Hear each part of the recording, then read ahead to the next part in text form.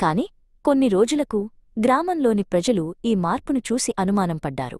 తల్లికి భయం పట్టింది. అర్జున్ గ్రహించాడు, సంపద మాత్రమే సంతోషం కాదు.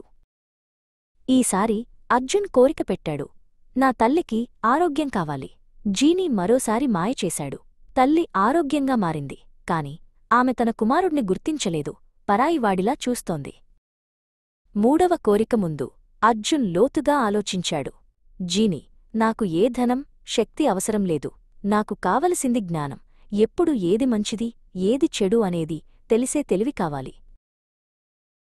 జీనీ క్షణం సీరియస్గా మారాడు. ఇది అరుదైన కోరిక. నీకు ఈ బహుమతి దక్కుతుంది. అప్పుడు ఒక వెలుగురేఖ అర్జున్ తలలోకి ప్రవేశించింది. జీనీ మృదువుగా అన్నాడు, అర్జున్, నువ్వు నా పరీక్షలు గెలిచావు. ఇప్పుడే నేను స్వేచ్ఛ పొందుతాను. జీనీ కాంతి రూపంలో ఆకాశంలో కలిసిపోయాడు. అర్జున్ తన పాత గుడిసెలో తిరిగి నివసిస్తూ తన జ్ఞానంతో గ్రామ ప్రజలకు సహాయం చేయసాగాడు. అతను గ్రహించాడు, మనసు సంతోషంగా ఉంటే జీవితమే ఒక కోరికల దీపం.